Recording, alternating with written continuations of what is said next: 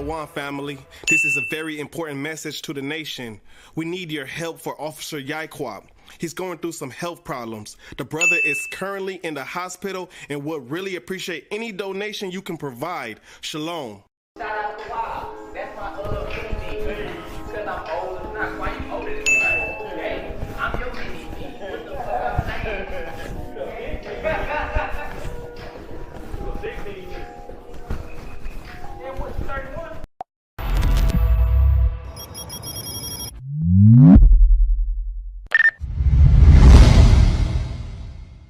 Check. Is this thing on? Is this thing on? What you think? Get the dog. Get the dog. You know that video? Yo. You know, we the children of the slaves. We talk to him, nigga. Poverty, oppression, miseducation, confusion. Yeah. Deprived of humanity. And I love like Solomon's heart, nigga. Yup. And through the midst of ignorance, we trying to make a way. Last one, my tone wasn't all the way right. I'm trying to make sure my tone right this time. Yup. But I can't project myself. I gotta keep it like that. You feel me? Let me see how to say it real smooth. Listen, fine wine, I'm wondering where's the time gone. Trying to spread truth. Why niggas worry about the belts with the rhinestone? Insecurity covers you like the pyramids limestone. These niggas follow in the cobblestone, but you forgot about the cornerstone. I drop gemstones. I'm 10 toes like the Flintstones. We on fire, that's a Flintstone. Nigga breaking barriers and milestones. Super solid like the rock of the church. Flooded Dickies, that's for Calvo. He was rocking them first. Speaking of high water, I got water, keeping the law. That book will put a magnification glass on your flaws, nigga. How's it feel when you look in the mirror and your reflection's unfamiliar? The guilt will fuck around and kill you.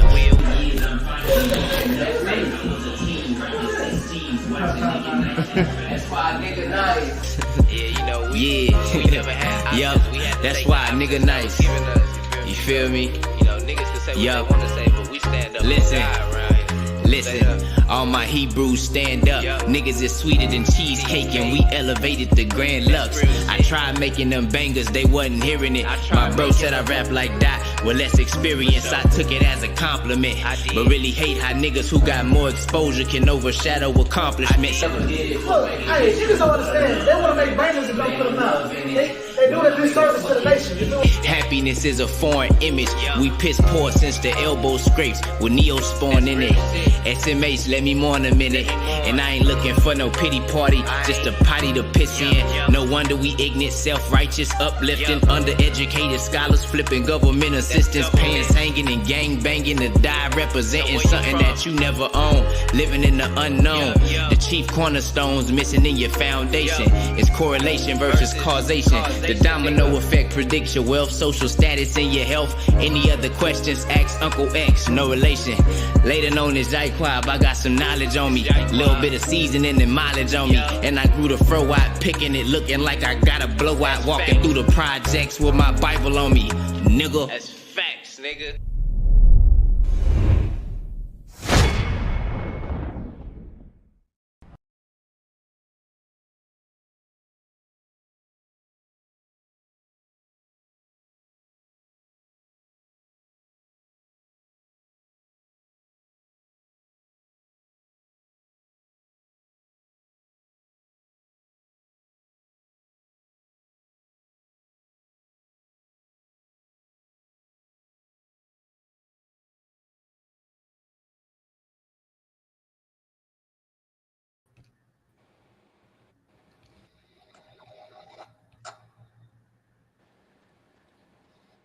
Khan. All praises. Mic check. Y'all can hear me? Khan, shalom. Khan. All right, let's go ahead and start by giving all glory, honor, and praise to the Most High God, Yahweh. We do so in the name of his begotten son, Yahweh Shah Mashiach, who the world ignorantly calls Jesus Christ, who was indeed a black man. Hey, we back, man. Officer Dawa Allah, as always. Y'all brothers, y'all go ahead and introduce yourselves. Brother Zahn. Shalom. This is Officer Oz Gadar, Space City. Khan, man. So, you know, as y'all already know, you know what I'm saying, we definitely need y'all help and y'all prayers, man. Our camp leader, man, Officer Yaikwab, he done fall on some hard times, man, on some medical times, right? Matter of fact, go ahead and and share this. So we definitely need your prayers, man. If it's in your heart, we got a GoFundMe going on right now. We trying to reach the brother to his goal. He got a lot of medical expenses. He got a long road ahead of him, man. This ain't gonna be an overnight thing. It's gonna kind of be some months, and the brother just needs the nation help, right? The brother needs the nation help, and Christ commanded us to love our brother, man. We got to help our brother out, right? So if it's in your heart, we got the GoFundMe. It's in the chat. The GoFundMe is in the ribbon at the bottom. And we also have his Cash App if you want to donate directly, personally to him, right? So all praises to the Most High for that, man. Like I said, hey, we going to keep giving y'all this music, just wait on it, right? For those of y'all that watch the classes, like we talked about last week, y'all get the first dib access to the Space City music, man. That's the reward from us to y'all, because we know not a lot of people want to watch the classes. They just want to watch people get cut up, right? But you guys, if y'all on this live stream, y'all the sincere folk, man. Y'all the people we do this for, right? So just to show our appreciation, we're gonna give you little snippets of our new music, man. So what we just displayed, that's from Officer Yaqua's personal collection, man. Nick at Night, right? So if y'all want to, jam that out personally, the video's on our YouTube. Okay. So let's go ahead and let's get into the lesson, right? So the title is There is Neither Jew nor Greek, just Israelites, right?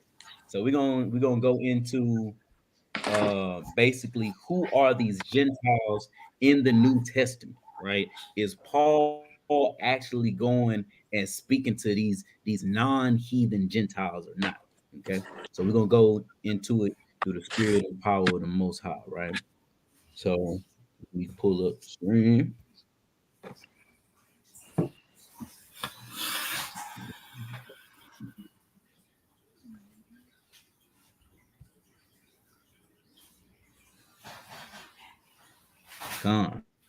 All praises, right?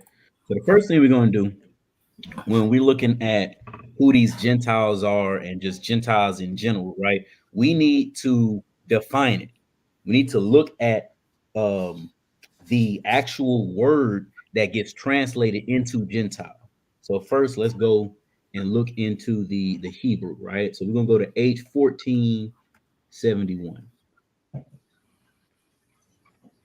I don't know if it's gonna play here. May not play, but H1471, right? So this word here is goy. Let's look at all the times it's translated. It's translated in the following manner: nation, heathen, Gentiles, and people. Right now, that's pretty broad, especially when you look at the outline of biblical usage. All of the usage that this word goy is used in the Bible is used for nations, is used for people, nation, people, usually of non-Hebrew people, of descendants of Abraham, of Israel, right? Even swarm of locusts and animals. So how do you know specifically the context the word is attributed to? You have to look at the overall context of whatever chapter that you read. And that's where a lot of people fail to realize that, right? Because the definition is going to change with the context of whatever pericope you are reading at the time, right? And then one thing that people got to realize is that Hebrew and Greek are both primitive languages. It's straight to the point. There is not specific words for specific things. It's more so general. So whenever we look at goy, they have to translate goy into all these words. Okay. And it's the same with the Greek. Let's look at the Greek. The Greek would be G 1484. Right? In the Greek, it's ethnos. So Gentiles get translated, ethnos gets translated into Gentiles whenever you're looking at the Greek text. Let's look at ethnos. All right, same thing. Gentiles, nation, heathen, people. It says a multitude, whether men or beasts, associated or living together, a company, troop, swarm, multitude of individuals of the same nature or genius, the human family, a tribe, nation, people group. In the Old Testament, foreign nations not worshiping the true God, pagan, Gentiles, and Paul uses the term for Gentile Christians. All of these things are could be attributed to this word ethnos. So you have to make sure that you are reading the context of the chapter that you are reading for you to get these understandings, right? For example, one of y'all brothers get me Isaiah 54:3. Let's look at one. Let's look at an example of of Gentiles being attributed to non-Israelites, right? Go to Isaiah 54 and verse 3. And Azan, you give me Exodus 19:6. All right, I got All right, you. go ahead. This is the book of Isaiah, chapter 54 and verse 3. It says, For thou shalt break forth on the right hand and on the left, and thy seed shall inherit the Gentiles, make the desolate cities to be inhabited. Right. So this is going into, us multiplying and us expanding as a nation and having us and our descendants actually possess these Gentiles, man. And here we know emphatically that the Gentiles here in this context, right? This goy is talking about heathens. Where it is. Yeah, look at that. H1471. Goy. But we go to another context, right? Exodus 19:6. Azan, you can bring that out for me. Exodus 19, verse 6. It says, And ye shall be unto me a kingdom of priests and an holy nation. These are the words which thou shalt speak to the children of Israel. Exactly, right? So here we show two examples, one of it being actual heathens and another of it being Israel. How we know that this here in Exodus 19:6 is Israel is because it says a holy nation, right? Let's click on it. Go down. Yep, there it is again. Nation, which is H1471, Goy. But how we know that this is talking about Israel is because holy, right? Kodash, which means what? Let's see what it means. So it's Kodash. Sacred. Kodash Goy, exactly, which means holy or set apart nation. That was what distinguishes Israel from all the other nations, because Israel is a nation. Israel is a Goy, but it's a specific type of Goy. It's a Kodash Goy. It is a separate, set apart Goy, a separate nation, a nation that is not like these other nations, right? It says, Holy One, Saint, set apart, right?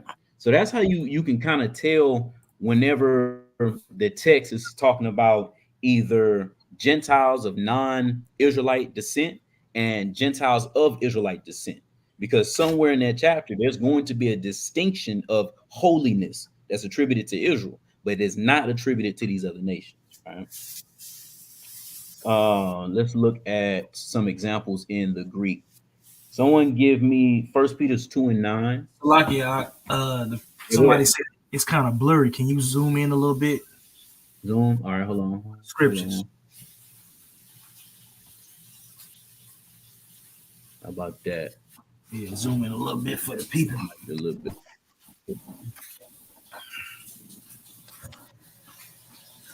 Con. That should be a little bit better for the people. All right. Somebody give me 1 Peter 2:9. The King James. First Yeah, Peter yeah, 2. yeah. King James. Let me see. Yep. Go ahead. But ye are a chosen generation, a royal priesthood, and holy nation, a peculiar people, that ye should show forth the praises of him who hath called you out of darkness into his marvelous light. To his marvelous light, man. And just a little side note, I love this scripture. This has to be my number one favorite scripture in the Bible, man. This is the first scripture that I learned when I was, 5 years old, man. Didn't even have any clue what this scripture was talking about, or just the propheticness it has on my life in the future, right? When you look at 1 Peter chapter 2 and verse 9, right, the key part in this is a holy nation, right? We just read up in Exodus that Israel is the one that's called that holy nation. Let's go into it. So you're seeing similar language here that's telling you who these Gentiles are according to the context, right? Here it is. The Greek word for Gentiles or nations, G1484, ethnos. But look what's right in front of it, right? Agonos, G40, which means holy. Let's go into this. Look at this. Holy, saint, holy one, sacred, morally blameless or religious, consecrated, right? So that's how you know that even in First Peter chapter 2, this nation that Peter is talking about is talking about Israel, because you don't see in the text any other nation that's being set apart besides the Israelites. So this is an example of Israelite Gentiles or Israelite nations using the word in the Greek. Now let's look at an example of actual heathens. Oz, give me Matthew 12 and 18. This is Matthew 12 and verse 18, and it reads, Behold my servant, whom I have chosen, my beloved, in whom my soul is well pleased. I will put my spirit upon him, and he shall show judgment to the Gentiles. He shall show judgment to the Gentiles. And here in this context, these Gentiles are heathens. How do we know? Well, let's go into it. It's Matthew 12 and 18. All right. Look at this. So here's the Greek, G 1484, ethnos, right? But here it's saying that Christ is coming to show judgment to these Gentiles, right? And look at this. In the Greek, it's crisis. Let's see what it says. Translate in the following manner: judgment, damnation, condemnation.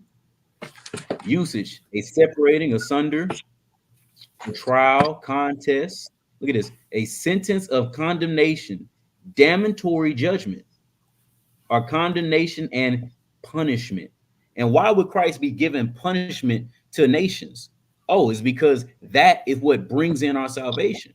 When Israel gets saved, Israel gets salvation, the other nation gets judged at the same time, man. At the exact same time. Look at some precepts on that. If y'all, of course, man, if y'all brothers got precepts, just bring them out. But y'all give me Luke 1, bread and butter, Luke 1 and 60, right? Because this is how you know that these Gentiles that Christ is bringing judgment on are actual heathens, right? We just read the overarching context of the Bible. Right? I don't know who got this, Luke. Azan, you got it? I got it. Yeah, I was fine. Started at 68. Yeah, go ahead. Start verse 68. Luke 1, verse 68. It says, Blessed be the Lord, God of Israel, for he hath visited and redeemed his people, and hath raised up an horn of salvation for us in the house of his servant David, as he spake by the mouth of his holy prophets, which have been since the world began, that we should be saved from our enemies and from the hand of all that hate us, to perform the mercy. And that's the point right there, right? Yeah, hold on. So that's the point, right? So it says we should be saved from our enemies and from the hand of all that hate us, right? And then go to the next verse. It says to perform the mercy promised to our fathers and to remember his holy covenant. And to remember his holy covenant. So when that happens, that is Christ coming and bringing salvation unto Israel, but damnatory judgment unto the heathen. That's how we know in Matthew chapter 12 that nation or those Gentiles are heathens. They're not Israelites, right? You had a precept? Yeah, I had a precept. This is because I just wanted to show, because the main thing that the Christian church has wrong about Christ is they don't understand what type of man Christ is. He's a man of war, just like his father. And not only that, he's our general. Like, the only way you're gonna get peace is through war. But this is Revelations 19 and verse, I'm gonna just get to the point. In verse 15, it says, and out of his mouth goeth a sharp sword, that with it he shall smite the nations, and he shall rule them with a rod of iron, and treading the winepress of the fierceness and wrath of the Almighty God. So that's again right. I was talking about Christ coming back, giving judgment to the Gentiles. That's prophetic. That's what he's supposed to be doing, right? Right. And let's look at this, right? Let's see what this nation is here. is G1484. Ethnos, right? So what are Christians gonna say? They're gonna say right here, at this point it's talking about Israelites? No, no, because the context of the Bible is not that. The context of the Bible is that these nations, especially the nations that all of them have, but these nations are receiving damnatory judgment by Christ. Right? Let's give me let's get some more examples, right? Just that. Give me Luke 21 and 24. And somebody else give me Luke 7 and 5. I got the Right, Luke just 7. Con. Let me get Luke 21 and 24 first. Because we on this subject, because we need to know, right, how Israel's salvation is synonymous with the fall of the Gentiles, of the non-Israelite Gentiles, right? I have to be clear on that. So we're showing precepts on that because people would say, hey, there's no Jew or no Greek. There's no difference between Jew or Greek, right? But here in the text, we're clearly seeing a difference. We're seeing one set of Gentiles that in the end times are receiving salvation, and another set of Gentiles that are receiving damnatory judgment. All right, so go ahead, bring out Luke 21:24. The book of Luke 21 verse 24, red letter. It says, and they shall fall by the edge of the sword, and shall be led away captive into all nations, and Jerusalem shall be trodden down of the Gentiles until the times of the Gentiles be fulfilled. Until the time of the Gentiles be fulfilled, right? So this is how you know that there are two different Gentiles.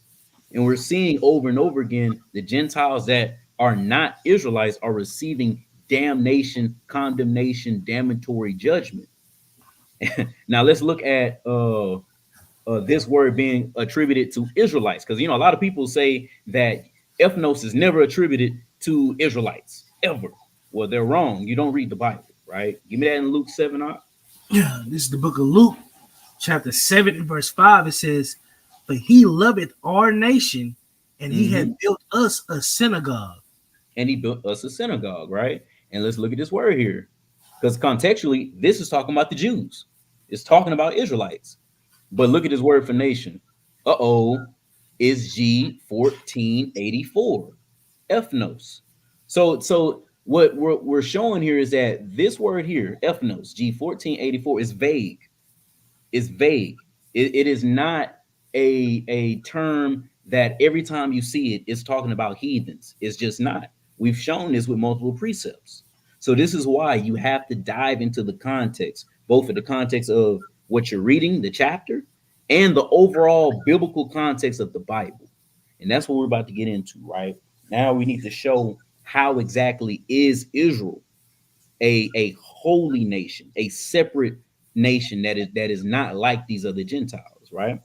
So let's start with a good classic. Someone give me Deuteronomy 7, and then somebody else hold Exodus 24. I got the Exodus 24. Give me Deuteronomy 7 and verse 6. This is the book of Deuteronomy 7 verse 6. It says, "But thou art an holy people unto the Lord thy God. The Lord thy God hath chosen thee to be a special people unto himself, above all people that are upon the face of the earth." We bring this out all the time on the streets, right? But here is the Most High God that is telling Israel, you are a holy or a set apart nation. He's not talking to anyone else, right? They're nations as well, but Israel is a set apart nation. They're a holy nation. Keep reading.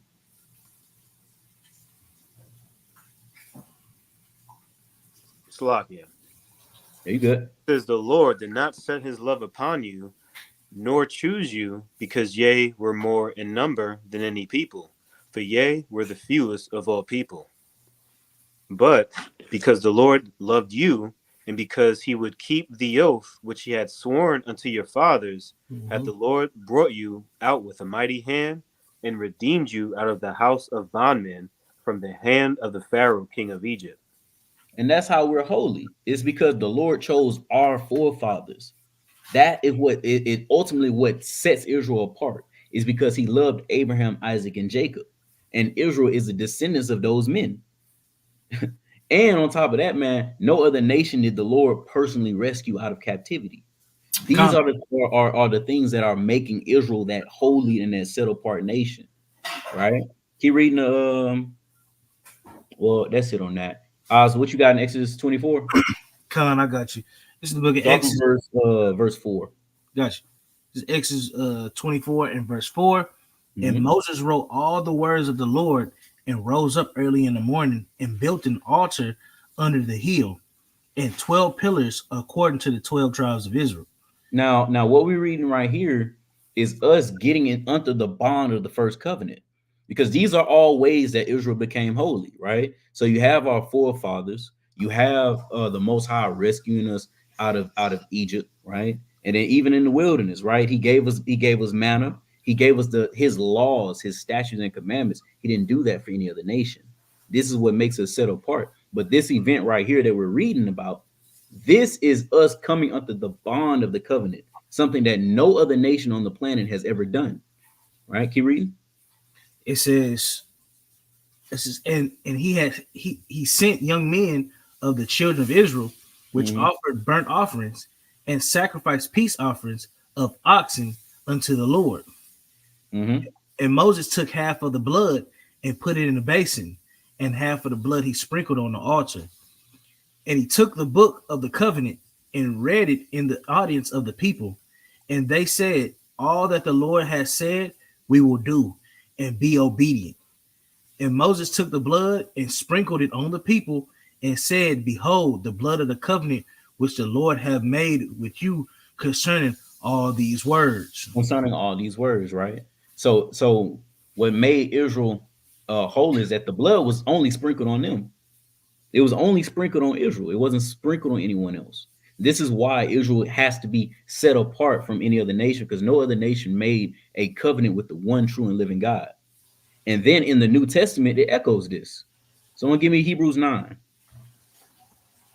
It echoes this, right? When we go to Hebrews chapter 9 and verse 15, it makes a direct reference to this in the New Testament, doubling down on who the main focus is when it comes to Gentiles in the New Testament. Whoever got that, y'all go ahead and read. This is Hebrews chapter 9 and verse 15. It says, and for this cause he is the mediator of the New Testament, that by means of death for the redemption of the transgressions that were under the first testament, that they which are called might receive the promise of eternal inheritance. Now we bring this out all the time, man, but this is such just a powwow of scripture, right? It said, for this cause he, which is Christ, is the mediator of the New Testament, right? This is the subject, right? The subject is, hey man, Who is hey Johnny? Hey, don't. I don't know, but we ain't gonna mess with the we ain't gonna mess up the lesson. But Johnny, if you want smoke, man, you just let us know, man. We're gonna continue with the lesson. Hey, right? Later on, we got Q&A. We can take smoke. It doesn't matter, bro. It don't matter. Yeah. We ain't gonna worry about this. But like I was saying, man. So the whole context of this is the New Testament, right? So it says, by means of death for the redemption of the transgressions that were under the first testament. Only one nation was under the first testament, right? So keep reading out. It says, Salaki, I dropped it. 16. It says, for where a testament is there, must also of necessity be the death of a testator. Mm-hmm. For a testament is of force after men are dead. Otherwise, it is of no strength at all while the testator liveth. Keep reading. It says, whereupon neither the first testament was dedicated without blood. Exactly. Going back to Exodus 24. Keep reading. It says, for when Moses has spoke every precept to all the people according to the law, he took the blood of the calves and of goats with water and scarlet wool and hyssop and sprinkled both the book and all the people. Mm-hmm. Saying, this is the blood of the testament which God had enjoined unto you. So even in the New Testament, we see that the Christ's blood, which was shed for the New Testament, is only for those who had the blood sprinkled on them back in Exodus chapter 24. And those people are who? They're Israelites, right? So all of this is showing you the Gentiles that Paul went to, right? That the apostles went to. But wait, they'll ask you, what about the mixed multitude, right? Ain't that where they go, Akim?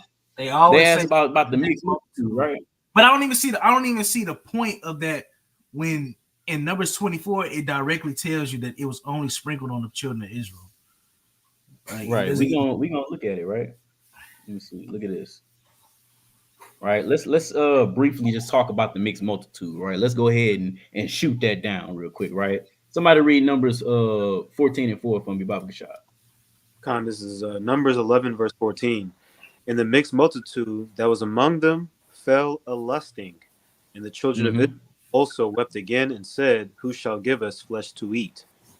Who shall give us flesh to eat, right? Now let's skip all the way down to the last verse and see what happened. What happened to these people? Somebody read 33, verse 33.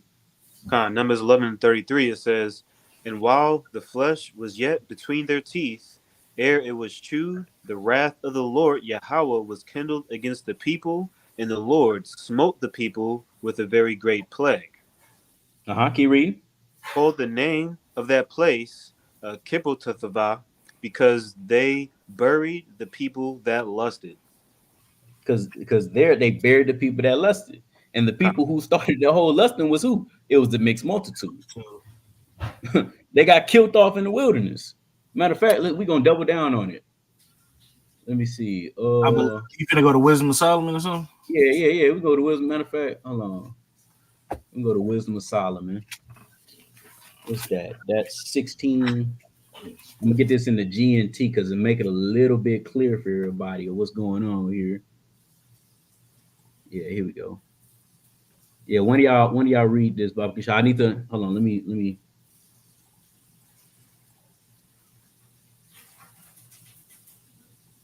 All right, go ahead. Read from 1 to 4. You got it, Azan. This is Wisdom 16, verse 1. And so it was appropriate that these people were punished by such creatures, tormented by swarms of them. But you, O Lord, did not punish your people in this way. Instead, you showed them kindness. It says, you sent them quails to eat, a rare, delicious food to satisfy their hunger. And when you read Numbers 11, right, that's the whole story. Like, eventually, the Most High, he said, y'all want something to eat? All right, bet. Here's a butt ton of quails, right? And people ate quails so much they was throwing it up, right? Keep reading. It says, you did all this so that the idolaters, when they were hungry, would be unable to eat because of this disgusting creatures sent to them. Your people, however, suffered hunger only a short while, and then they ate the finest food. Yep. Finish it out. Verse 4. Verse 4, it was necessary for the oppressors to suffer relentless need while your people saw how their enemies were being tormented. And that's the point, right? The mixed multitude was there to be an example of, hey, this is what I'm going to do to you if you disobey, right? So that point, hey, is dead in the water, man. Israel is still that holy nation. And then when you go back to Exodus 24, Moses set up 12 pillars for the 12 tribes of Israel. Nobody else. So Israel is still that nation that is holy and that's separate. And you see this in the New Testament when we go to Hebrews 9. Matter of fact, you see it again.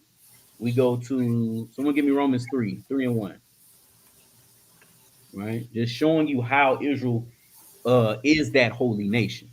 Right? Said 3 and 1. This is the book of Romans, chapter 3 and verse 1. It said, what advantage then have the Jew, or what profit is there of circumcision? So what advantage is there, right? Now let's look at this word advantage, right? It says what advantage here, okay? When you look at this word advantage, it's G4053, right? It says over and above, more than necessary, right? Superior. That is what Israel is, man. Israel is that superior nation. Israel is that nation that is over and above compared to everyone else, right? Israel is the nation that has the advantage, that's more eminent, that's more remarkable. I like that word. More remarkable, more excellent, right?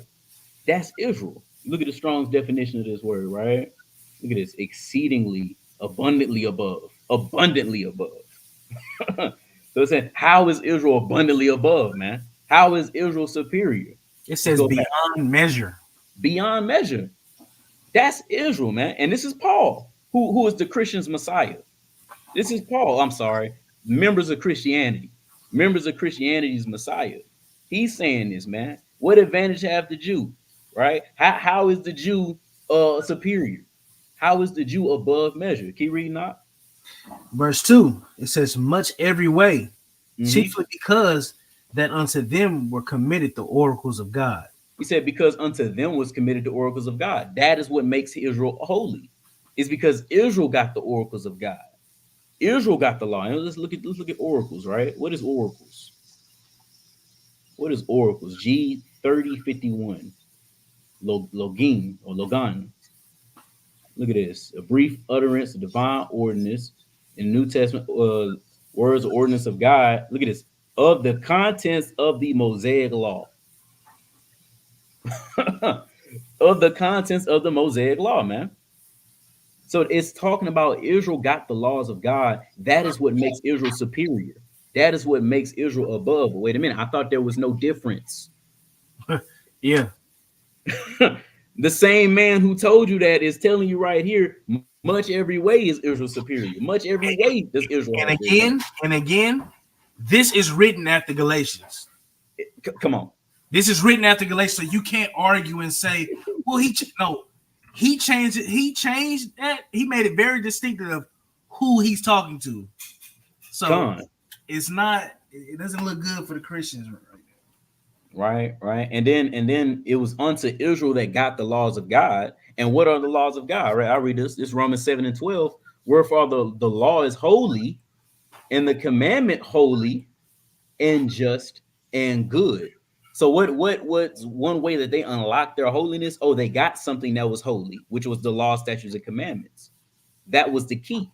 That is what solidified them. Unto them was committed the oracles of God, and nobody else got that. Nobody else got this holy law or this holy commandment. Therefore, everyone else is just a regular heathen. Khan, the brother in the spirit, man. The brother in the spirit, because we was about to go to that. Give me that verse, man. Psalms 147. 147 and verse 19. Bread and butter. Bread and butter, man. 147 verse 19. It says, he sheweth his word unto Jacob, his statutes and his judgments unto Israel. He hath not dealt with any nation. And as for his judgments, they have not known them. Praise ye the Lord. Hey, man, he has not dealt so with any nation, with any goy. That's what makes them just regular goy. But what makes Israel that Kodash goy, that set apart goy, is that unto them were committed the oracles of God, right? The ability to become holy was only given to the Israelites, man. They weren't given to any other nation. So that is how Israel became a holy nation. So now the question is, why in the New Testament are we seeing the people that is receiving salvation? Why are we seeing them being called just Gentiles? Why are we seeing them being called just nations? What happened? Well, what happened was that Israel lost their holiness. They lost that status of being set apart because they began to act like everybody else. They began to act like all these other nations. They were no longer holy. Why? Because they started serving these other gods, man. So let's get that.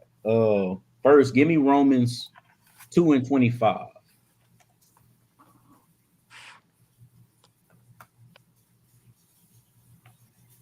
Right? Because we're going to show you how going after these other nations causes you to be just like them. It causes you to no longer be holy. Yeah, here it is. Go ahead. This is the book of Romans 2 verse 25. It says, for circumcision verily profiteth if thou keep the law. But if Oh, hey, man. I know this ain't a law class, but hey, that's a cut. That's cut. That's a cut, right? Keep going on. But if thou be a breaker of the law, thy circumcision is made uncircumcision. And that is how Israel became just like everybody else, man. Now, this isn't literal. We know this isn't literal because once you're circumcised, you can't.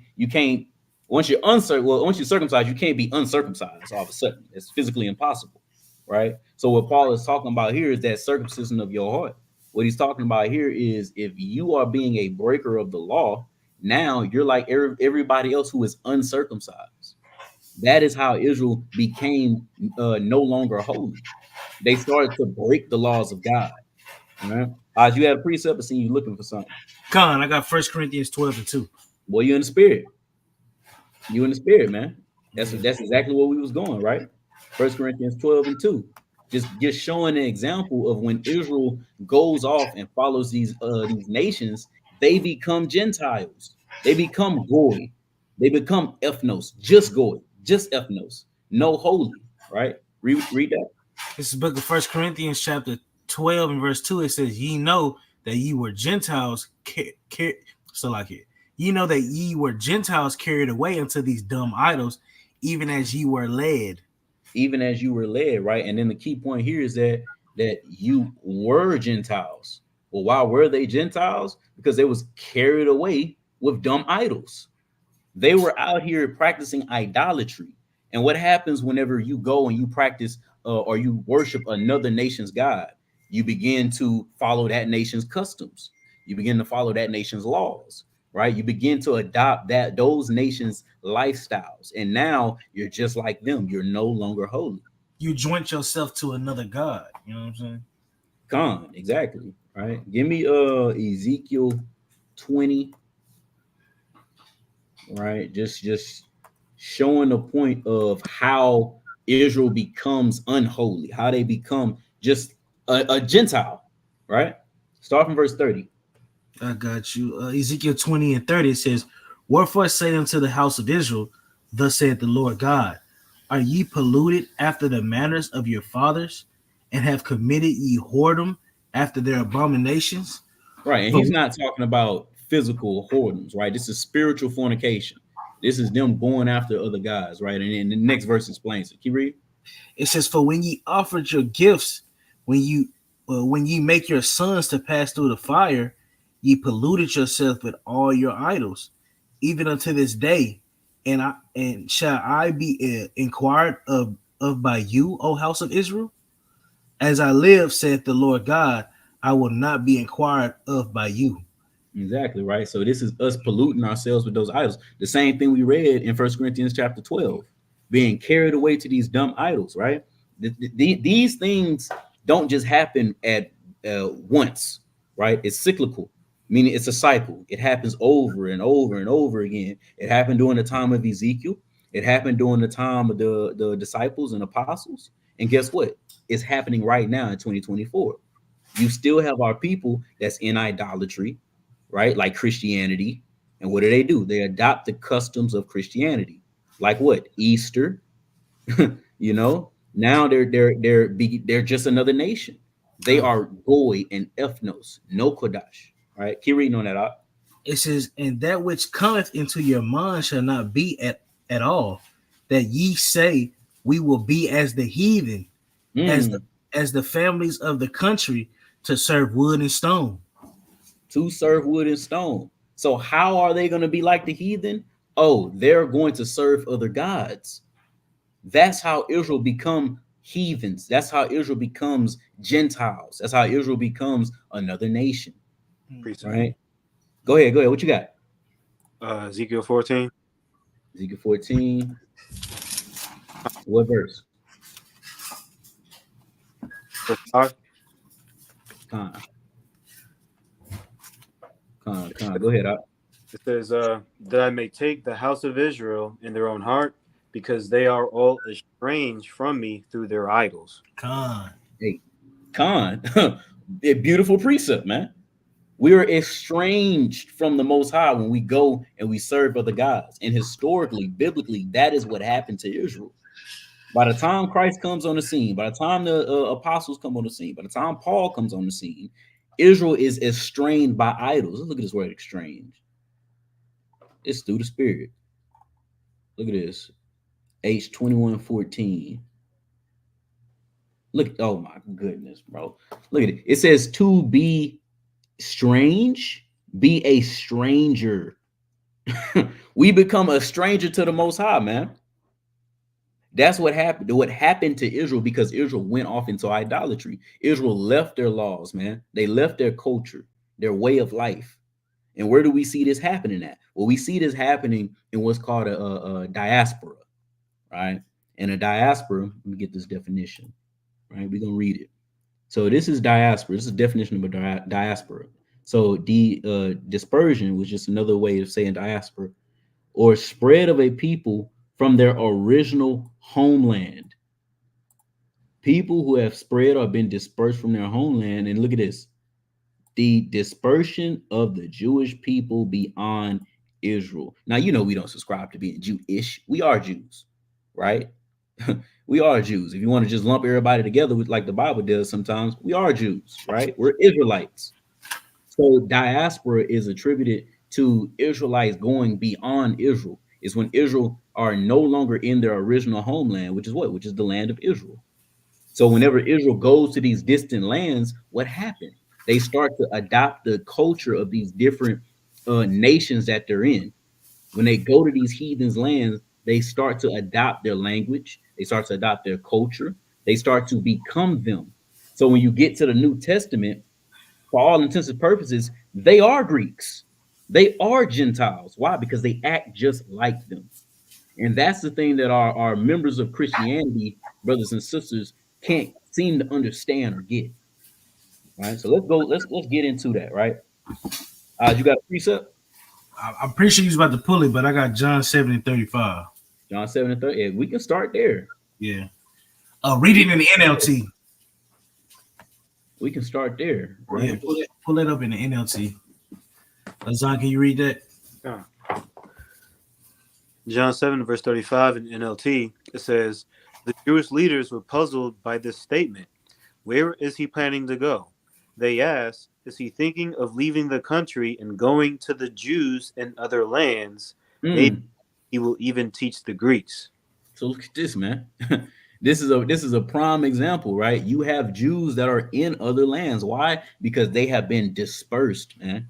There was a diaspora. There was a diaspora of our people being dispersed and going into these other lands, right? And then when you go into the Greeks here, get back to KJV, right? And we're going to touch on this more a little bit later on. But when you look at Greeks here,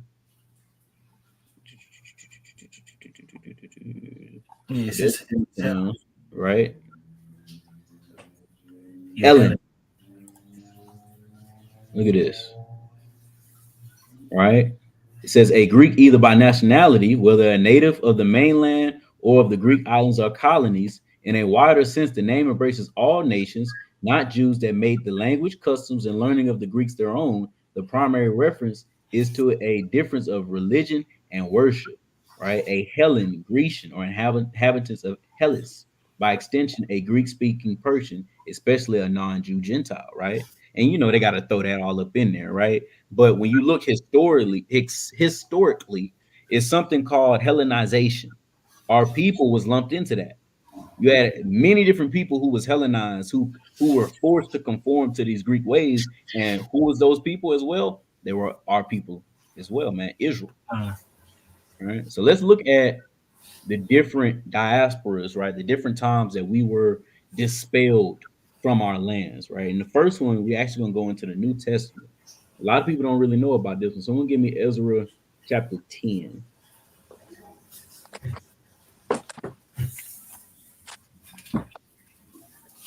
And then read down to verse 4. And then somebody else go into the Apocrypha. We're going to touch on 2 Ezra 13.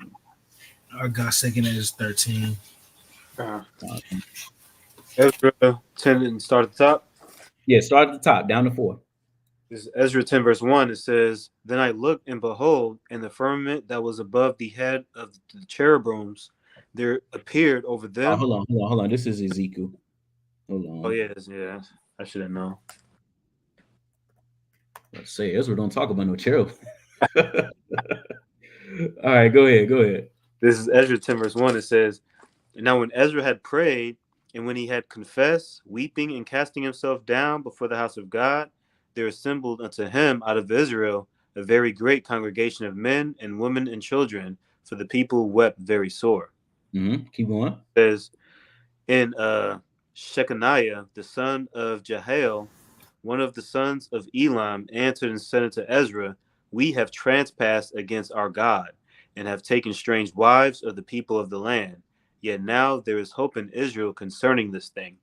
It says, "Now therefore let us make a covenant with our God to put away all the wives, and such as are born of them, according to the counsel of my Lord, and of those that tremble at the commandment of our God, and let it be done according to the law." Right. So here you have, and just to give you a little bit of context of what's going on. So you have our people that have returned back into the land after Babylon, right? And what's going on is you have some of us that went off and took wives of other nations. We took heathen women, heathen wives, and we had children with them. But the issue was that we were not teaching our children the customs of our people. They didn't even speak Hebrew. And that was a custom. That was a huge problem, right? Especially when Ezra and Nehemiah, big issue. So what they did was, as we just read, they said, "Hey man, they got to go. Your wives got to go, but more importantly, the children had to go." So they kicked the children out, and guess what? Those children are Israelites, because we all know you're the seed of the Father. So these children that has to be put away with the women, they're Israelites. And they're being dispersed from Israel here in Ezra chapter 10. Keep reading, Azan. It says, verse 4, "Arise, for this matter belongeth unto thee. We also will be with thee. Be of good courage and do it." Be of good courage and do it. So they did it, man. So these children of these men, hey, now where are they? They're with their mothers, their heathen mothers in heathen lands that are following heathen cultures and customs. But guess what? They're Israelites. They shouldn't be over there. They should be following the law, statutes, and commandments of God. Guess what? Those people have to be brought back. Those people have to be reconciled. Right. So that's just one instance of a huge dispersion of our people. Let's look at another. You got that in 2nd Ezra? Con. You gonna start from 40? Yeah. I'll let you get it on screen first. Yeah. Let me get it. All right, this is 2nd Ezra 13 and 40. It says, "Those are the 10 tribes which were carried away prisoners out of their own land in the time of Hosea, the king whom Salmanazar, the king of Assyria, led away captive. And he carried them over the waters, and so came they unto another land. But they took this counsel among themselves that they would leave the multitude of the heathen and go forth into a further country where never mankind dwelt, that they might keep their statutes which they never kept in their own lands. And they enter into Euphrates by the narrow passage of the river, for the Most High then showed signs for them, and held still the flood till they were passed over. For through that country there was a great way to go, namely of a year and a half, and the same region is called Azareth." And the same region is called Azareth, right? And I know a lot of some people have issue, with this passage, right? But just overlooking all of that, you have the northern kingdom that are being dispersed away from Israel. That's what's going on, man. And we know that they probably attempted to keep the law, statutes, and commandments, and then we believe that the northern kingdom made their way into North America. So even when you look at the natives that was here, there was remnants of our customs and our statutes, right? But it wasn't all the way there. Over time, as generation and generation passes on, things kind of get watered down, things kind of get lost.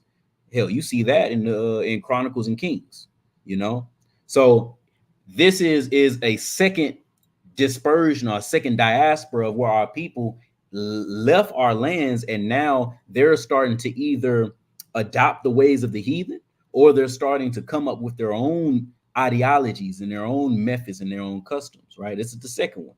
Now let's look at the third one, which is kind of it's the main one and the one that's most relevant when you talk about the New Testament and when you talk about the Greeks and when you talk about Paul and the apostles, right? So y'all already know where I'm going. Go ahead, give me that in 2 Maccabees 1, and then somebody else holds 2 Maccabees 6.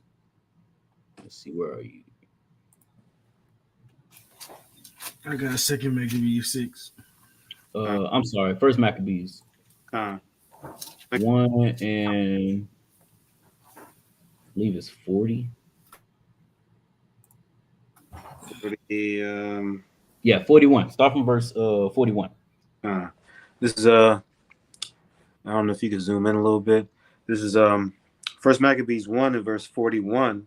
It says, moreover, King Antiochus wrote to his whole kingdom that all should be one people. Mm-hmm. And every one should leave his laws. So all the heathen agreed according to the commandment of the king. Now look at that, man. It said that everyone should leave his laws. What's one thing that made us holy and separate as a people? Oh, it was the law, statutes, and commandments. So here you have Antiochus that's writing the decree to everyone and saying, hey, no, you have to leave off on that. You have to be one people, meaning what? You are no longer holy and separate, right? Keep reading. It says, verse 43, Slakia, verse, where is that? Yeah, 43. Mm-hmm. Yet any also of the Israelites consented his religion and sacrificed unto idols and profaned the Sabbath. Mm-hmm. Keep reading. For the king had sent letters by messengers into Jerusalem and the cities of Judah that they should follow the strange laws of the land. So they should follow the strange laws of the land, not the laws given by God, which makes them what? Estranged from the Most High.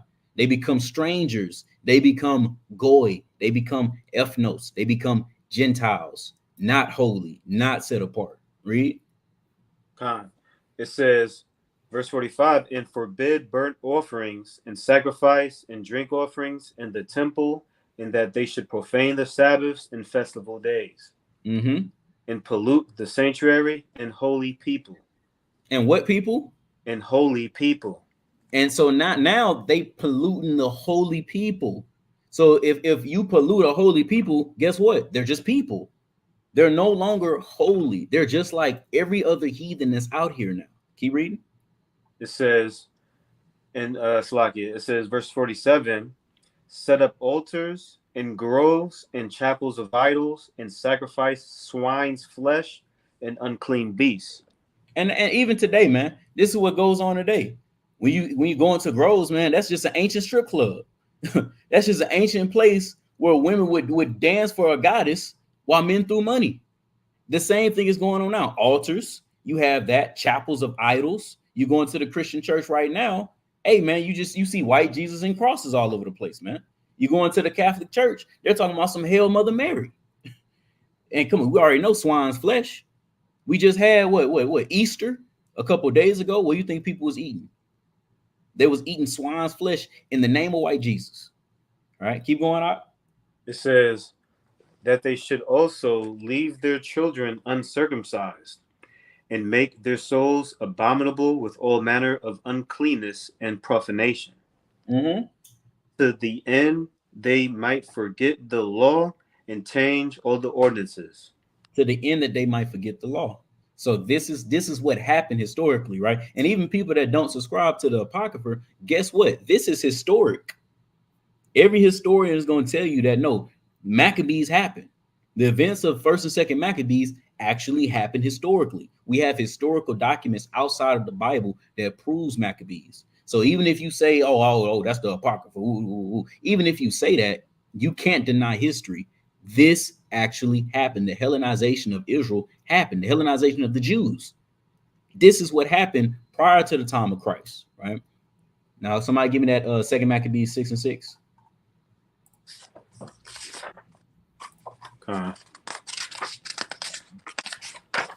You want verse 4 or you want to jump into 8? We're just gonna start at the point. Just read from 6 to 8. It says, this is for Second Maccabees chapter 6 and verse 4. It says, for the temple was filled with riot and reveling by the Gentiles. Start from 6, verse 6. Oh, you want to? Okay, my bad. Yeah, So yeah. like, it's verse 6. Neither was it lawful for a man to keep Sabbath days or ancient feasts or to profess himself to be a Jew. So you couldn't even profess yourself to be a Jew. Meaning what? What were you being called if you can't call yourself a Jew? Oh, you was being called a Greek. You was being called whatever nation you was in, but you was not calling yourself a Jew. You have to now call yourself by the name and nation that you are placed in, that you were dispersed in. All right, can you read now?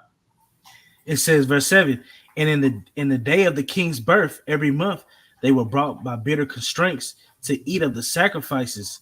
And when the feast of Bacchus was kept, the Jews were compelled to go in procession to Bacchus carrying ivy. Mm-hmm. It says, moreover, there went out a decree to the neighboring cities of the heathen by the suggestion of, how you say his name? Ptolemy. You said it again? Ptolemy. Against the Jews that they should observe the same fashions and be partakers of their sacrifice. So when it's observed the same fashions, they're observing the same lifestyles as the Greeks were. So they became Greeks. Read verse 9. It says, and whosoever would not conform themselves to the manners of the Gentiles should be put to death. Then might a man have seen the present misery. So if you didn't get down with the get down, you were put to death, man. So what do you think the vast majority of our people did? Hey, they bent that knee.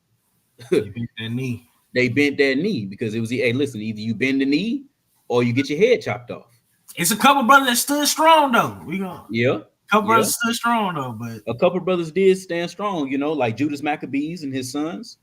But the majority, hey, they bent that knee, right? So whenever you have a Jew bend the knee, and then generations and generations come down, his kids, right? His great grandkids come on the scene. All they know is what's been passed down to them, which is what?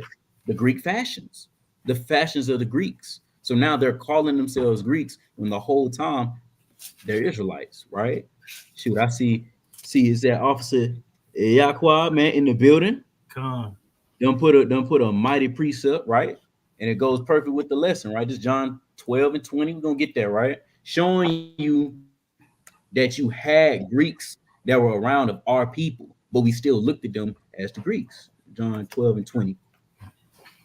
I'll read it. This is John 12 and 20. And there were certain Greeks among them that came up to worship at the feast, right? And let's look at this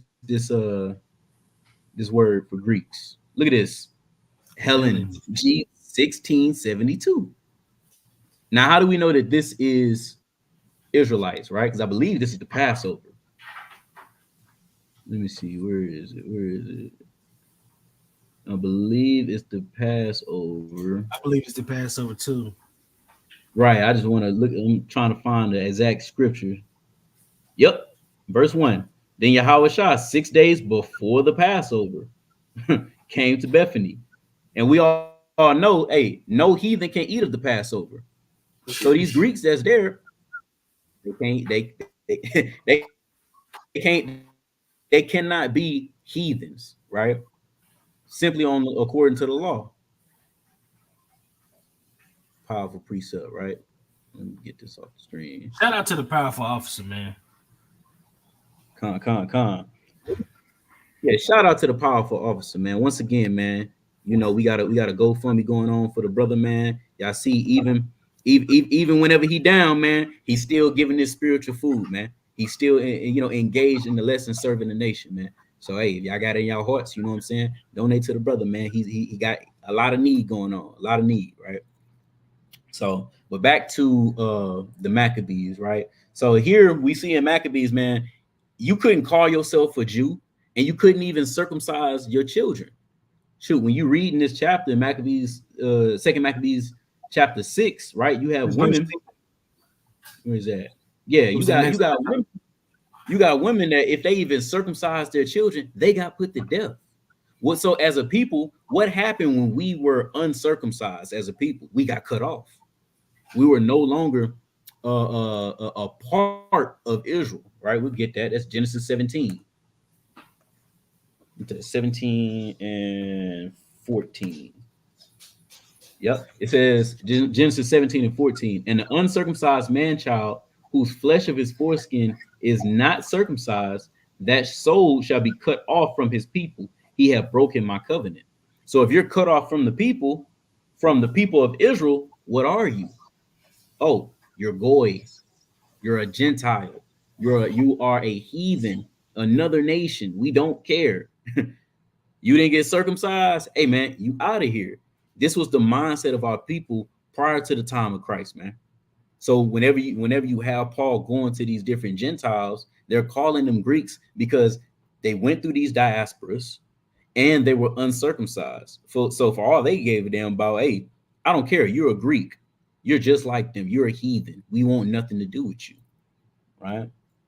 And prophetically, man, this is all a part of the Most High, right? Because at this time, during the time of Ezra, during the time of the Maccabees and the Northern Kingdom leaving, right? Those were a time of casting away, right? Of stones being cast away, like they say in Ecclesiastes, this is 3 and 5.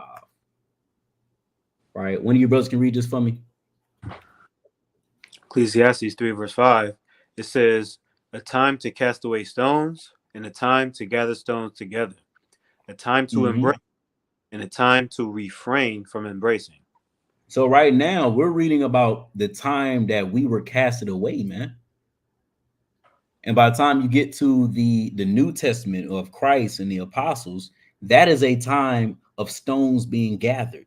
And how do we know that these stones is us, man? Peter tells you that, right? That's 1 Peter 2 and 5.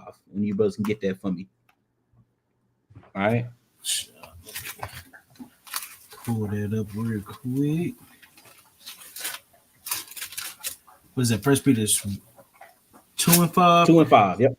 The book of 1 Peter chapter 2 and verse 5, it says, ye also as lively stones are built up a spiritual house and holy priesthood to offer up spiritual sacrifices acceptable to God by Yahweh Shah HaMashiach. By Yahweh Shah HaMashiach. We are those lively stones. So leading up to the time of Christ and his disciples and apostles, those were the times of stones being casted away. So now we have to look at the time of the stones that being gathered. This is why the apostles had to be sent out, because we even now are in a time of gathering ourselves back together so that we can appoint ourselves one head, which is Yahweh Shah HaMashiach.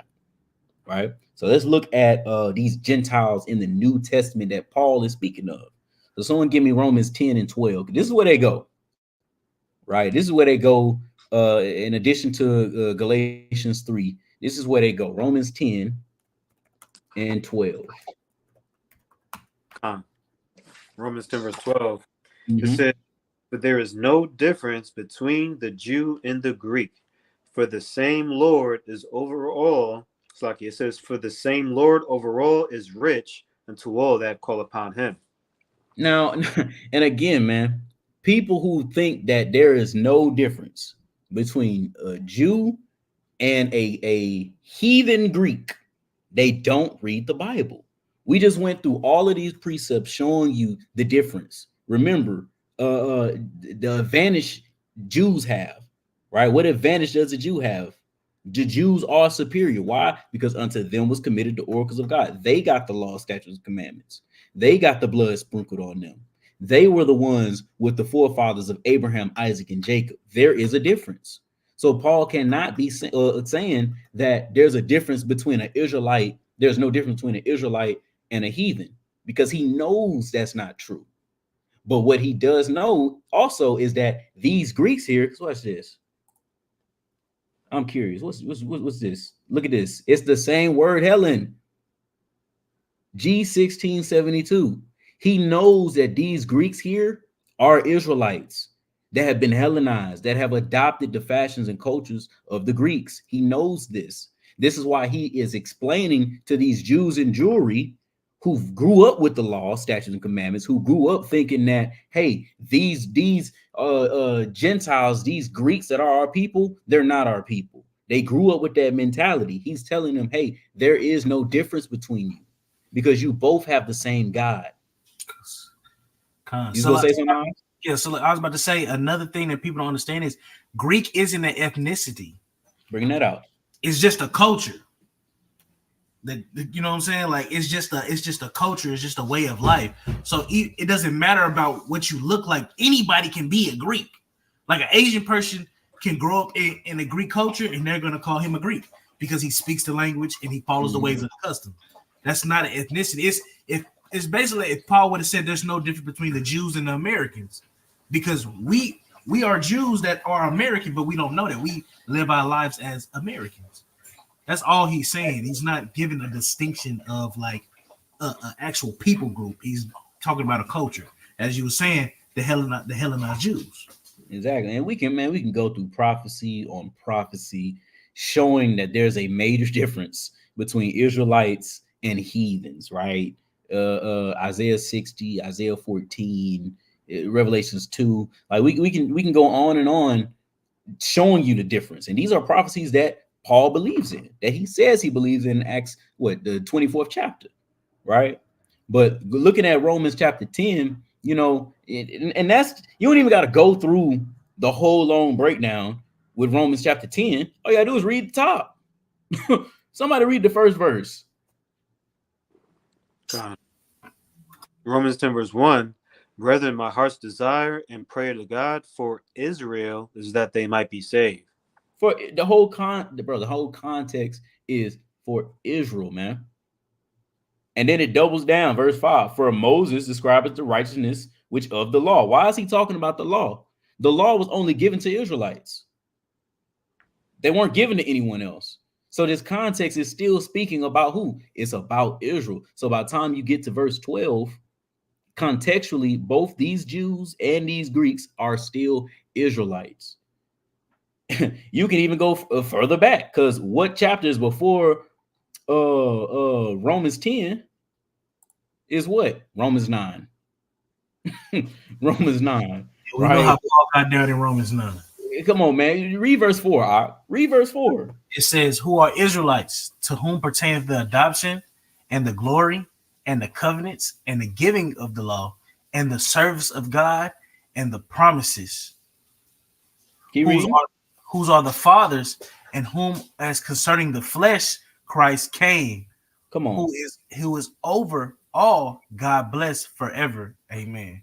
So if as concerning the flesh, Christ came, which means what? Salvation is unto them. So you can't go into the very next chapter and just disregard the context. Remember what we talked about at the beginning of the lesson. You have to use the context, man. You have to use the context. You can't sit up here and read Romans 9, read Romans 10 in verse 1 and verse 5, but then you get to verse 12 and now, oh, that's talking about the heathens. No, that's not the context, right? But let's go. Let's find another place. Give me 1 Corinthians 10 and 1. Somebody put Acts 6 and 1 in the comment. Yeah, I seen that. Give me 1 Corinthians chapter 10 and verse 1. Right. And brother, we just broke down the Jew or Greek. You might have to rewind the video just a tad bit. All right, somebody give me that. 1 Corinthians 10 verse 1. Moreover, brethren, I would not that ye would be ignorant how that all our fathers were under the cloud and all passed through the sea. Come on, man. Paul, this is Paul telling you who these Corinthians are. These Corinthians are Israelites. These Gentiles here are Israelites. We just went through the whole breakdown showing you how Israel is a holy nation, a holy ethnos, right? And then they lost that holy status, but now after the death of Christ, they are regaining that holy status again. They are regaining it, man. Keep reading that. It says, and were all baptized unto Moses in the cloud and in the sea. Come on, man. Heathens didn't do this. Goy didn't do this. Ethnos didn't do this. Kodash Goy did this, man. That holy set apart nation was with Moses. Keep reading that. It says, and did all eat the same spiritual meat. Finish it out. Verse 4, and did all drink the same spiritual drink, for they drank of that spiritual rock that followed them, and that rock was Hamashiach. And that rock was Hamashiach, man. Right? And what really on a deeper level, what you're seeing is Paul starting to fulfill the prophecy of Hosea. Because Hosea said, hey, man, this is what's going to happen. You're going to have to go to our people who have been told they're not the children of God. They're not Israelites. They're a Greek. They're an American. They're black. You're going to have to go to them and say, no, you are the sons of the living God. You are a child of Israel, man. You're an Israelite. Let's look at that. Someone give me Hosea 1 and 10. Let's look at this. I got you. This is Hosea 1 and 10. It says, yet the number of the children of Israel shall be as the sand of the sea, which cannot be measured nor numbered. And it shall come to pass that in the place where it was said unto them, ye are not my people, there it shall be said unto them, ye are the sons of the living God. And this is what the apostles are doing. The apostles are going out, man, to the places where these Hellenized Jews were told, hey, you're not the people of God. You're no longer a holy nation. You're a Gentile. You're a heathen. You see the apostles beginning this prophecy, going out and telling them, no. You can be brought back and redeemed and reconciled back to the Father through the blood of Yahweh Shah HaMashiach. That's what we see, right? Keep reading. Also like it. Verse 11. It says, then shall the children of Judah and the children of Israel be gathered together and appoint themselves one head, and they shall come up out of the land, for great shall be the day of Jezreel. So that's whenever we get that salvation, man. What has to happen first? First, Israel has to be in a place where they're told you are not the people of God. If they're being told you're not the people of God, they're being told that, hey, you are a Gentile, you are a heathen. This is prophetic. This is what has to happen before salvation. And then what happens after Israel gets into these lands and they're not called the people of God, then someone has to come and tell them, no, you are the sons of the living God. That's what we see. And Paul quotes it. He quotes it right back in Romans 9. Right back in Romans 9. Someone give me Romans 9 and 24. Romans 9 verse 24. Even us, whom he hath called, not of the Jews only, but also of the Gentiles. But also, let me check this, right? Let's see what this Gentiles is. It's ethnos. This one's ethnos, right? Also of the other nations, right? Keep reading. It says, verse 25, as he saith also in Hosea, I will call them my people, which were not my people, and her beloved, which was not my beloved. It says, and it shall come to pass that in the place where it was said unto them, ye are not my people, there it should be slack. It says, there shall they be called the children of the living God. There they shall be called the children of the living God. And contextually, in the context, this is talking about Israel, man. This is talking about Israel. But he just mentioned of the Gentiles also in the verse right above it, showing you these Gentiles that Paul is writing to, they are Israelites. You've seen that in Corinthians. You've seen that in Romans 9, Romans 10, right? Matter of fact, someone give me Romans 4 and 1. Just to hammer down on the point that these Gentiles that Paul is talking to, they are Israelites. Why? Because these Israelites fell from their holy status when they began to worship other gods and follow after the customs of the heathen. That's what happened. Now he is starting to fulfill the prophecy of Hosea and telling them, no, you are the son of the living God. you have a chance to come back because a man named Yahweh Shah Mashiach died for you. Right. So give me Romans 4:1. It's the book of Romans, chapter 4 and verse 1. It says, what shall we say then?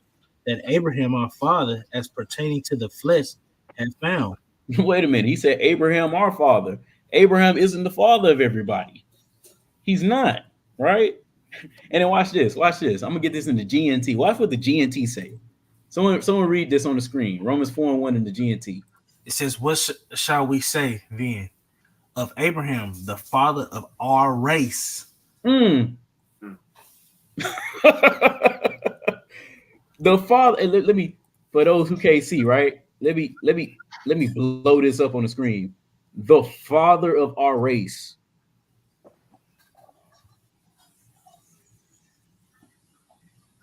This is Paul. This is the Christian's Messiah, man, showing you emphatically who he's talking to, right? This is why we have to go into all nations, because our people have been dispersed into all nations. We have to do like our forefathers did, man, like the apostles did. We have to go out and we have to teach. We have to, because that's what the prophecy says. The prophecy says we are going to be scattered in these nations. This is why Christ commanded us to go into these nations, right? Hold that in the Great Commission. And then somebody give me Deuteronomy 28, right? And then I'm gonna get two more, and then we out of here. Give me Deuteronomy 28 and verse 64, right? Just to look at the prophecy of us being scattered among all nations, right? Read.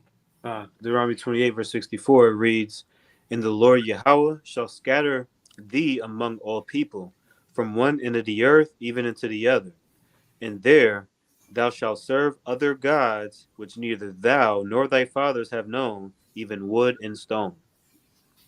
Even wood and stone, right? And Dante, to answer your question, yeah, we almost to the end. Towards the end, we're gonna answer questions, take comments, take smoke, take all of that, right?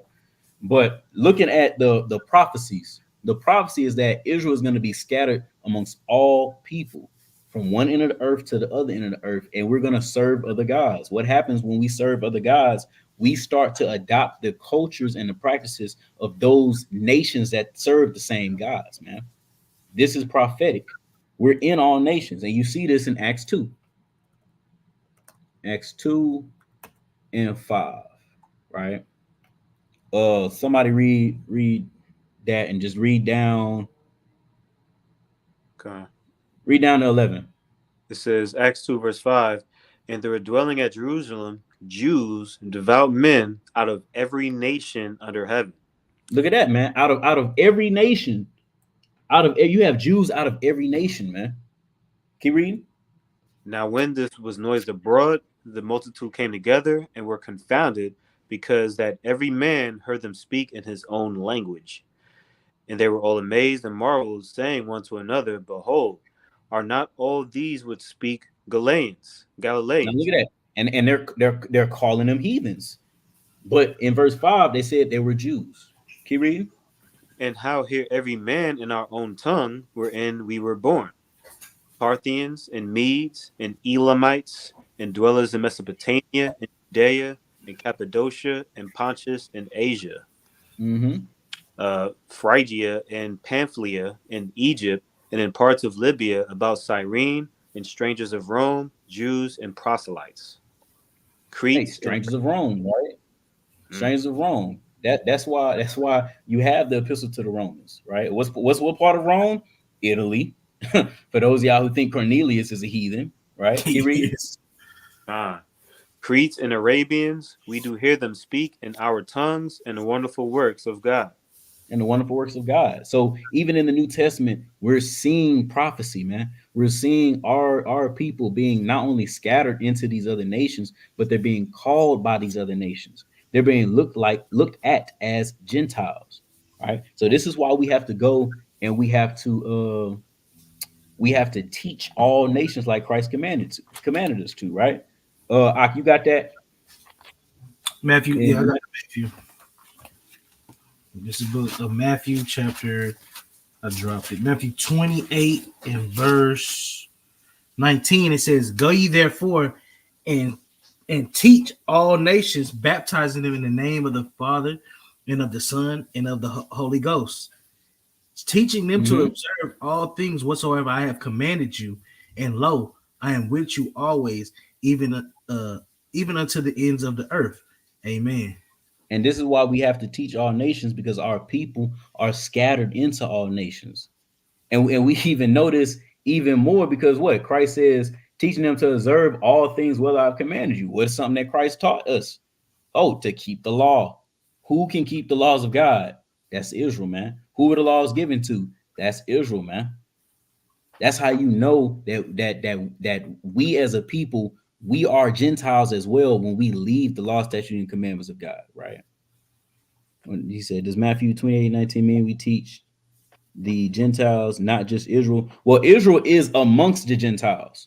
So it's kind of like fishing, right? Whenever you look at what's that up in Luke, when Christ told the disciples to cast their net, right? When you go fishing and you catch fish with a net, it's a broad cast. It's not like fishing with a fishing pole and you catching one fish at a time. No, you have a net and you catching broad fish. And when you pull that net under, you got all types of different fish up in there.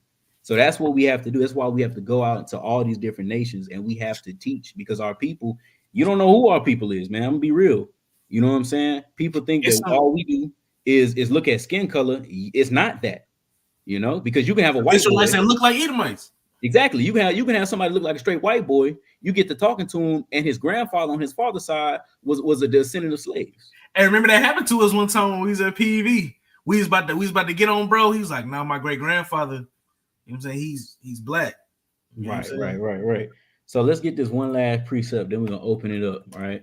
So let's go to Revelation 7 and 9. Right. Just hammering on how our people are spread out through all this nation. Somebody read this for me. Revelation chapter 7, verse 9. After this I beheld, and lo, a great multitude, which no man could number, of all nations, and kindreds, and people, and tongues, stood before the throne and before the Lamb, clothed in white robes and palms in their hands. Right. So a lot of people, they go here, you know, to say, hey, you see, this is everybody, right? But as we just explained in Acts chapter 2, Deuteronomy 28, our people are scattered throughout all of these nations. This is why you see a great multitude out of all nations, out of all kindreds. And even in Acts chapter 2, you seen that you heard the different languages that they spoke from these different nations. But not only that, let's go into something, right? Let me show y'all something, right? When you look at Revelation 7 and 9, you go into kindreds, right? This is G5443. Look at this. It's made up of two words here, right? So when you look at kindreds, it says in the New Testament, all the persons descending from one of the 12 sons of the patriarch Jacob. What do we do with that? What do we do? Which coincides with prophecy, which coincides with Acts chapter 2, which coincides with our people having to be gathered from all the four corners of the earth. Right? Come on. Y'all brothers got any precepts on this? I don't got no. Just to answer Dante's question, yes, God wanted us to be a light to the Gentiles, but we can't be a light to the Gentiles if we're still messed up right now. So that's a later prophecy that's going to happen when Israel gets risen up to be the top nation. Con. Yeah, so we can open it up. I know a few people had some questions. We got questions, we got comments, we got smoke, whatever. Now is the time. We're done with the lesson. Once again, man. Hold on. Let me put this up here. Once again, man. Hey, the powerful officer Yaqua, man, he's in some serious health needs. You know what I'm saying? So if you have it on your heart to help him out with his medical expenses, because he's going through a lot right now, right? But you see the brother still in class trying to feed us everything. So if you got time, if you got something on your heart, man, you know, just help him out. The Cash App is in the ribbon. I'm gonna go ahead and post his GoFundMe link again, but the GoFundMe link is in the chat. I'm gonna add it to the description later on. Let me get the link, and I'll put in the link right now. We can move on. Give me 1 second. 1 second.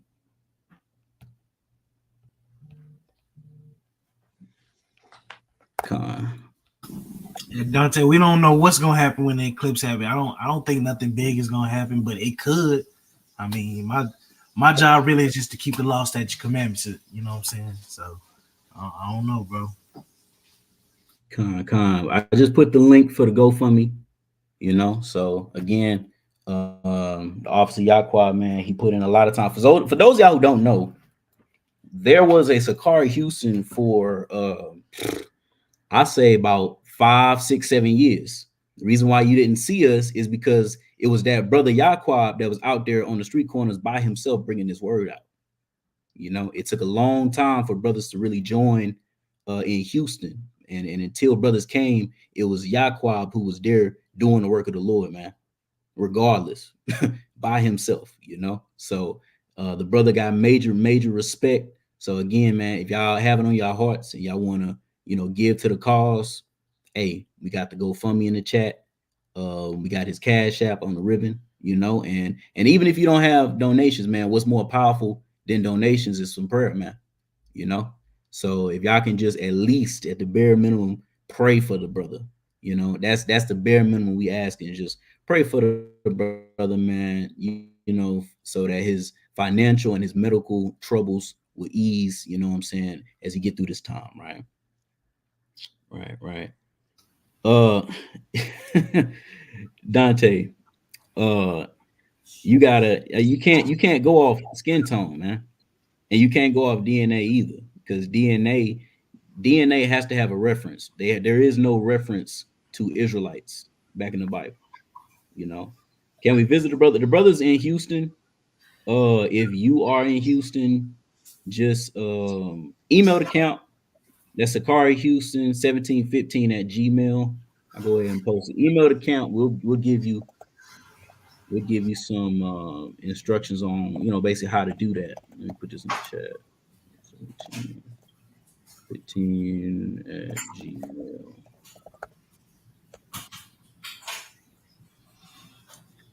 I mean, Well, Dante, here's the thing. Dante. I don't know how much travel you have done, you know, if any, but if you get on a plane and you go to the heart of Mexico, you're gonna see people that look like me and Officer Oscadar, darker. In fact, that's why I said you can't go on skin color. Yes, Spaniards came, but here's the thing: just like our people is infatuated with the white man, Hispanics are infatuated with the white man, sometimes even more. So what they do is they view lighter skin tone as a as like a social status, right? Those that you see in America are the upper class Hispanics compared to Mexico. So you can't go off color, brother.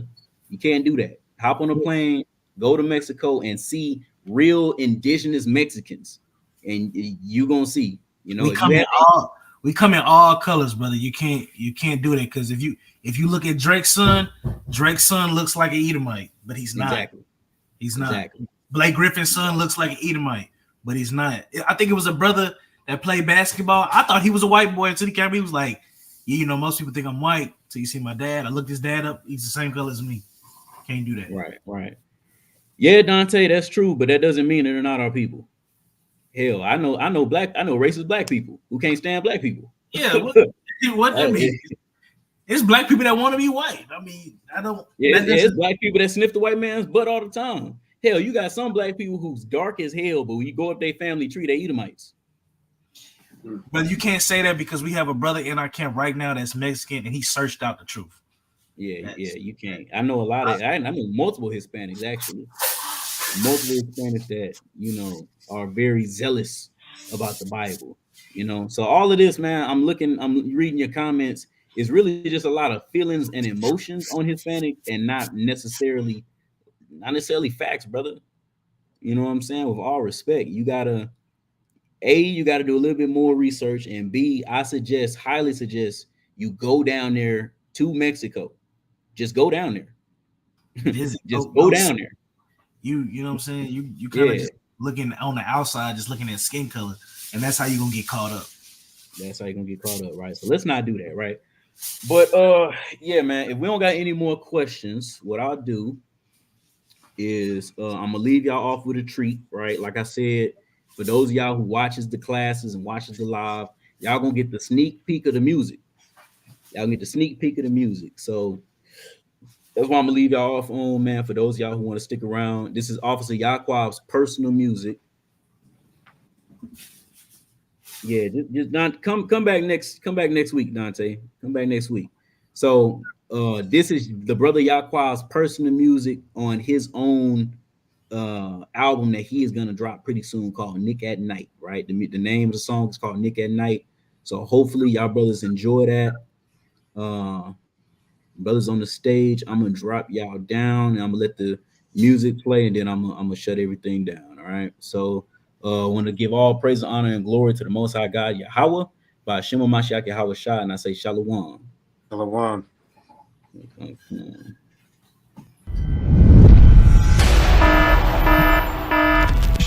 Shalom, family. This is a very important message to the nation. We need your help for Officer Yaquab. He's going through some health problems. The brother is currently in the hospital and would really appreciate any donation you can provide. Shalom. Shout out to Wild. That's my mini-me. Because I'm older. Not quite older than me. Hey, I'm your mini-me. What the fuck I'm saying?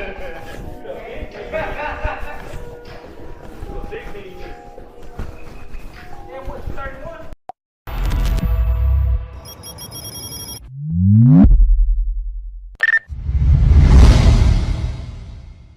Check. Is this thing on? Is this thing on? What you say? Get the dog. Get the dog. You know that video? Yo. You know, we the children of the slaves. We talk to him, nigga. Poverty, oppression, miseducation, confusion. Yeah. Deprived of humanity. And I love like Solomon's heart, nigga. Yup. And through the midst of ignorance, we trying to make a way. Last one, my tone wasn't all the way right. I'm trying to make sure my tone right this time. Yup. But I can't project myself. I gotta keep it like that. You feel me? Let me see how to say it real smooth. Listen, fine wine, I'm wondering where's the time gone. Trying to spread truth. Why niggas worry about the belts with the rhinestone.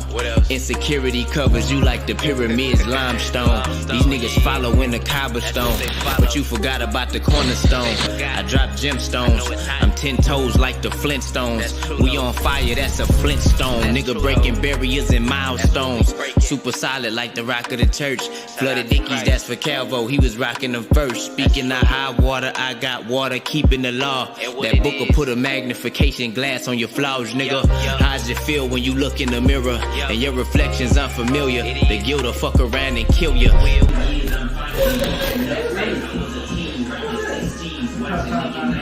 That's why a nigga nice. Yeah, you know, we never had. Yup, that's why a nigga nice. You feel me? You know, niggas can say what they want to say, but we stand up. Listen. Listen, all my Hebrews stand up. Niggas is sweeter than cheesecake, and we elevated the grand lux. I tried making them bangers, they wasn't hearing it. My bro said I rap like that with less experience. I took it as a compliment, but really hate how niggas who got more exposure can overshadow accomplishments. Look, hey, niggas don't understand. They want to make bangers and don't put them out. They do a disservice to the nation. You know? Happiness is a foreign image. We piss poor since the elbow scrapes with Neosporin in it. SMH, let me mourn a minute. And I ain't looking for no pity party, just a potty to piss in. No wonder we ignorant, self-righteous, uplifting, undereducated scholars flipping government assistance, pants hanging and gang banging to die, representing something that you never own, living in the unknown. The chief cornerstones missing in your foundation. It's correlation versus causation. The domino effect predicts your wealth, social status, and your health. Any other questions, ask Uncle X, no relation. Later known as Jaquab, I got some knowledge on me. Little bit of seasoning and mileage on me. And I grew the fro out, picking it, looking like I got a blowout. Walking through the projects with my Bible on me, nigga. That's facts, nigga.